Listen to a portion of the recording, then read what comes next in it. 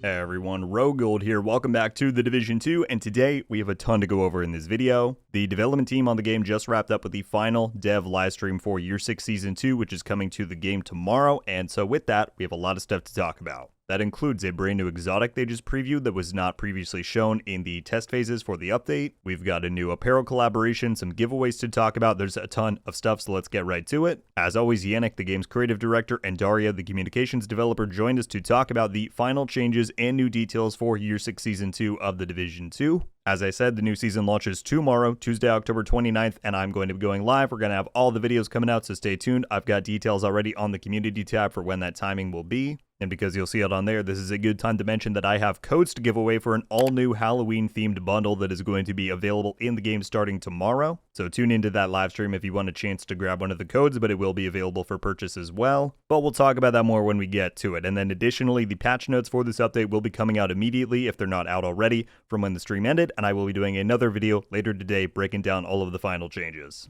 But let's get to it. They showed the trailer for Year 6 Season 2 Shades of Red. We knew already, but Theo Parnell is the main target this time around. Pretty cool trailer, tying in some of the elements from Warlords of New York and the events that have happened since then. So I'll just let that play as we get into this here. They didn't talk about a lot of story details. Obviously, that's something we're going to uncover as we get into this. But yeah, the trailer looked pretty good. They started off then with Seasons 2.0. Obviously, we have talked a ton about this over the past weeks and months even, since it was first announced at Ubisoft Forward. So we're not going to retread the same ground here, but let's talk about what they did say. Their core philosophy with this change is to rethink the seasonal model, create a new foundation that they can build upon moving forward. Yannick said that after all these years, they felt limited by the model of Seasons 1.0, and so they feel that this new framework allows them to do far more things, bring more surprises. A quote from him was that all of these different components can scale, right? So they're excited to bring even more stuff to this in the future, right? Just the presentation that we see in Year 6 Season 2 isn't the full ceiling or capacity or limit of this system, and he said there is already more things being planned for future seasons. And they said it should be a testament that they're redoing the seasons in Year 6 of this game. They're planning for a long future ahead, so that's pretty cool. Getting into the more nitty-gritty detail, they said that many of these aspects to Seasons 2.0 can now be began at level 1. You don't have to wait until the end game,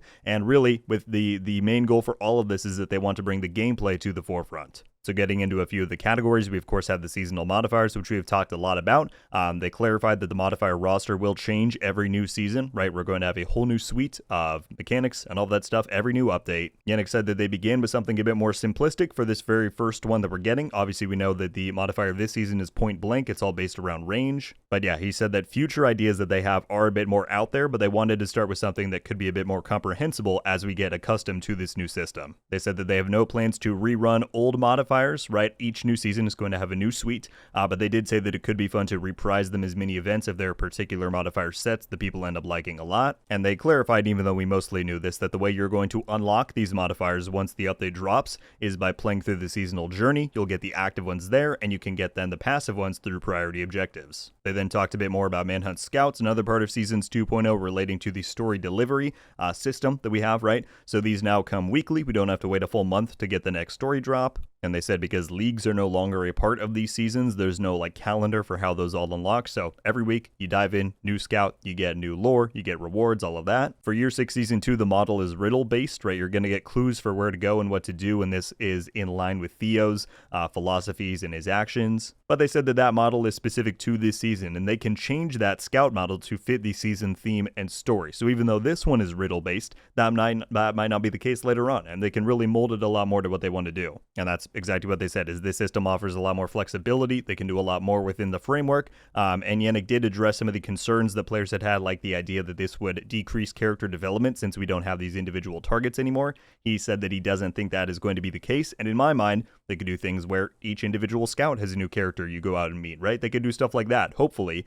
So it'll be cool to see what they come up with in the future. Moving on, we then got to the new gear. Again, we've covered what all of this is already, but they did give us some final details. So we have the Striga, that's the new exotic AR. They confirmed that it has been reverted from PTS Phase 2, where they reduced its range, and a lot of people, myself included, felt that it wasn't really living up to its potential. So it now has its 20-meter range back at the 15% damage mark, and he said that, Yannick said that it is basically back to its implementation in PTS Phase 1, minus the bugs that it had that was making it overperform in terms of infinite damage scaling and stuff like that. So for the most part, it should be back to feeling quite good. Of course, then we also have the Centurion Scabbard. That's the new exotic holster.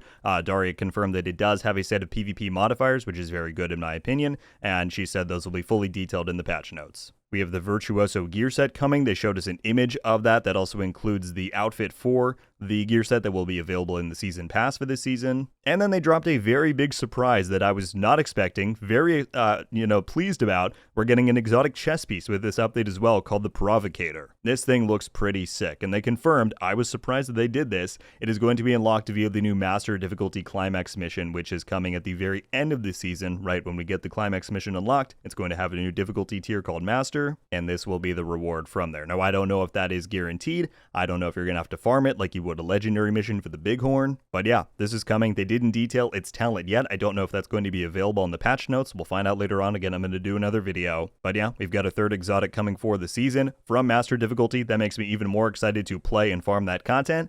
Good stuff. They took advantage of that segue to then go more into Master Difficulty. They reiterated that this is a new difficulty setting for Climax missions only, and they confirmed that it is not going to be applied retroactively, right? All of the Climax ones that we have aren't going to suddenly have a Master Difficulty available tomorrow. It's only first going to be available for the new Climax mission, which should be in early 2025 by the time Year 6 Season 2 wraps up, and then we'll have one for each new season moving forward. And the reason why it's not going to be retroactive, they said, is that because these are handcrafted experiences, right? It's not just a new toggle that they're flipping on. They're going to make enemies more difficult. They're going to make mechanics more difficult. So for example, they said if there's a boss fight, then in Master compared to the normal version, it might include additional phases or more intricate mechanics. And while Yannick said he didn't want to directly compare it or tie it to existing difficulties in the game, he said they're aiming for a legendary style of challenge, and that if you want to take it on, you're going to need well-tuned and optimized builds. Moving on, they talked about the Season Pass, which we didn't really get to see on the PTS, so this is good to get some details on it. It has been retuned into a singular track, right? You no longer have the free and the paid that are separated like that. It's now all going to be one with just free and paid tiers. Additionally, there will now be a preview available for all of the rewards, which is awesome. I think that's a really good thing to do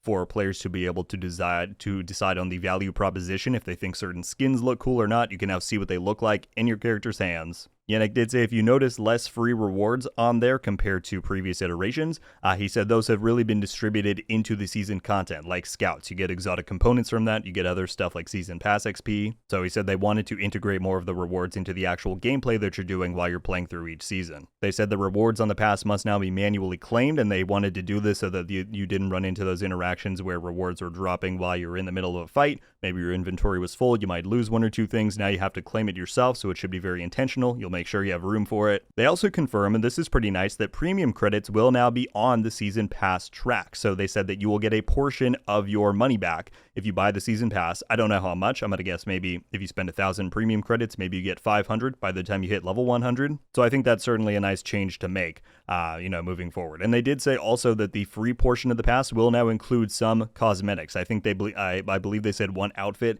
and maybe a mask or something like that will now be on the free portion. So there will still be some good things to get from the free track if you don't want to spend on the premium. All right, moving on to Halloween, we have some quick things to talk about here. There is not going to be a dedicated event in-game, but we do have Twitch drops coming. I already did an entire dedicated video on this. I'll link it in the upper corner and down in the description if you want to check that out. But they showed the same preview that we looked at in that video. It begins tomorrow on October 29th, runs through November 12th. You just need to have your Ubisoft and Twitch accounts linked, watch an eligible streamer over on Twitch, and you'll get the drops in-game. Additionally, and we mentioned this at the start, there is going to be a new Halloween bundle in the store available in-game tomorrow. Once the update is live, it is called Laughing Gas. Here is the preview image for it, and I do have codes to be able to give away for this on my stream tomorrow, which is very exciting. I'm thankful for Massive and Ubisoft to reach out and give me those. So full details for that on the community tab. Feel free to check it out, but I hope to see you in the stream tomorrow, and best of luck at getting one. It is important to point out, though, that the developers will also be doing their own additional giveaways on social channels.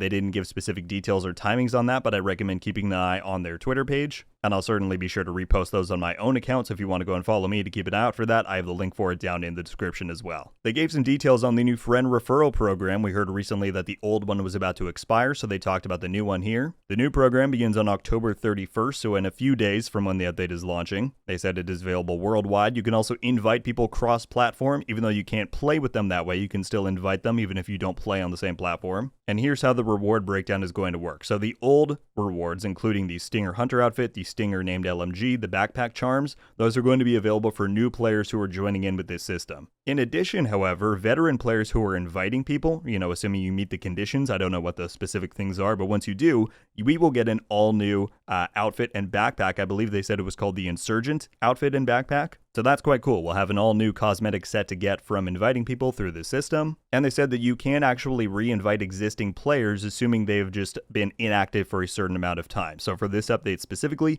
if they have played, or if they have not played since June of this year, then you can re-invite them with the system. You'll get the rewards. And they said that date will move up each time there's a new season. So I'm assuming as long as someone has lapsed, roughly one season's worth of time, you can re-invite them, get the rewards. So that's pretty good. They then showed off an all-new apparel collaboration that is coming this season with S.T.A.L.K.E.R 2, the Heart of Chernobyl. So this is quite cool. The aesthetics definitely fit the Division franchise. They showed a little snippet of the trailer that they're going to show once this comes out, so I'll show that on here. But there are going to be 4 outfits available from this collaboration that will be available, from what they said, in-store only. This is not a gameplay event. But both Yannick and Daria said that they were very excited to work with that development team, given the struggles that they've been through while working to put that game out. So there is no date for this one yet.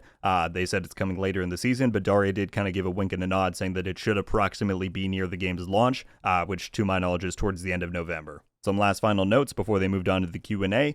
They said that there is, more coming for the season. Stay tuned. And some of those things include they do plan on doing a winter event like they've done the past many years. So we'll get details on that moving forward. And they officially confirmed that there are plans to do more 5 times XP events, as that was a very popular thing that they did at the end of this last season. And apparently those dates will be available to view on the seasonal calendar once the update is live in the game tomorrow. All right, and then finally, as always, they moved on to a Q&A section. They answered a lot of questions, so let's kind of rapid fire through these if I can. Firstly, they said there is no apparel event planned for Year 6 Season 2, which is a first. There has always been an apparel event for all past seasons, but they said that they feel like they have distributed the same level of free items via events, via all this stuff. Think about the summer event, the mooncake event, those all brought outfits. So they think that that has now been distributed better and in more engaging ways compared to just doing level grinds to get keys for the apparel events. I'm not going to lie, I'm going to miss them if they don't ever come back. I feel like that was a fun kind of unifying moment for the community. I kind of like the themes that they brought too, but we'll see what their new vision is. Yannick confirmed that the seasonal modifiers, I guess, will not work in raids, and this goes back on stuff that they had said previously, so I wanted to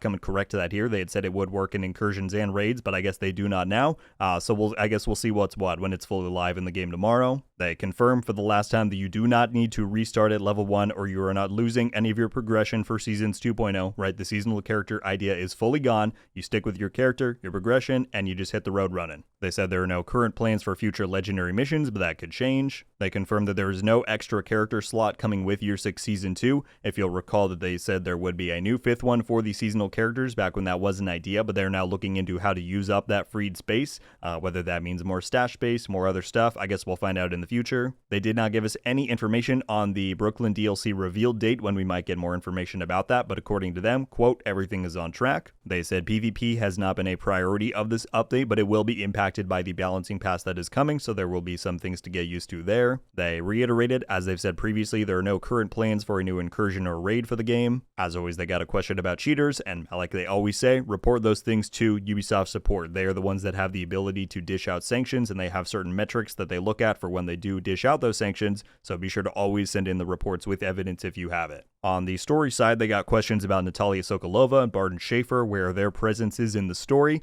Yannick said, quote, we have not forgotten about our characters, so we'll see what happens there. I certainly hope Schaefer wakes up this season. That would be awesome. Yannick said, once and for all, although I'm sure it will still be brought up in the future, Faye Lau is not alive. They're not going to pull a Keener or a Theo on Faye. She is gone and out of the story. Cross-play and cross-save is unfortunately still not in the plans. Yannick said, as they've said many times before, it just requires an immense amount of work that they're not able to pull off right now. They did confirm that the Division 1 global event effort is still being worked on to bring those back to the game.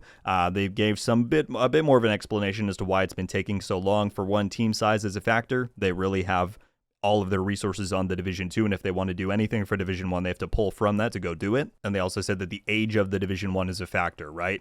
It's an old game made by people who are mostly no longer on this team, and so it takes a lot of work for them to figure out how to put it in. Yannick said, you think it would be easy to put these global events back in, but it is not proved that way, so hopefully we still see something in the future. Somebody in chat said, why don't you just merge the Division 1 and 2 in terms of content and availability and all of that? And Yannick said, if only it were the press of a button, but that's not really something they can do. Somebody asked if hunters could be added to the open world like rogue agents are, and they said they don't really want to take away the elusiveness and the boogeyman effect that they have, and I think that's probably a smart idea. There was a question on past seasons blueprints, if we can get those in the game. Yannick said it's not their intention to like purposefully be holding those back, they just need to dedicate the time to find the missing ones and find a way to add them into the game. Yannick said that they want to look into allowing all players to acquire past descent comms if there are any barriers to that right now. He did also confirm that there will be a new batch of descent comms coming with Year 6 Season 2 tomorrow. They addressed the being able to equip all exotics thing that many people have brought up over the years, and Yannick said it cannot happen with the current balancing form, right? They make these items with the knowledge in mind that there isn't a limitation to only be able to equip one at a time.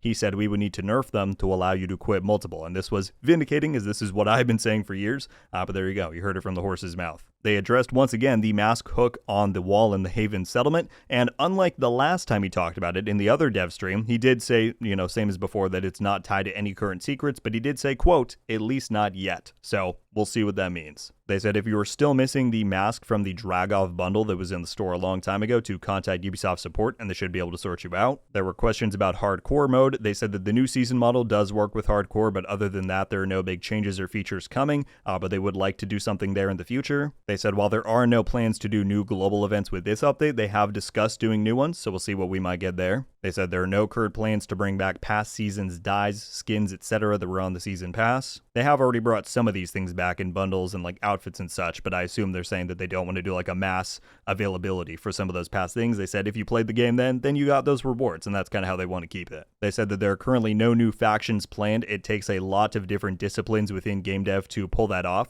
to get the right behavior, to get the right art style, all of that stuff, and it's just not something they can pull off right now. And they ended with some pretty uplifting comments, including Yannick saying, quote, there are more years of the Division 2 coming, lots more they want to do with the game. And Daria said that they do plan to soon give us more communication on the roadmap moving forward. Not that anything has significantly changed, she said, but from the time at Ubisoft Forward when we last got the other one, there have been some minor shifts, so they just want to reflect that moving forward. And there you have it, everybody. That is the breakdown of the final developer stream that they did for the release of Year 6 Season 2, again, which is launching in the Division 2 tomorrow. I very much hope you all enjoyed. A lot of juicy details there, including the fact that we get this new exotic coming that we didn't know about, some of these other things with Master Difficulty and all of that. Very exciting stuff, and I really can't wait for this update to go live. We've been talking about it for a long time. I'm excited for the new builds, the new stuff to check out. So again, I will be live tomorrow. We will have codes to give away for that Laughing Gas bundle. Be sure to check out the community tab here on the channel. I have the exact timings posted and all of that. And as I said earlier, stay tuned for the breakdown that I plan to do for the final patch notes for this update, going live later today. Any thoughts, questions, reactions, whatever you have to everything that we learn in this dev stream, be sure to leave it down in the comments below. I look forward to reading through your thoughts. And yeah, if you have anything left to wrap up in Year 6 Season 1, do it. We got less than 24 hours to go. That is going to do it for me on this one, guys. Thank you all so much for watching, and I'll see you very soon.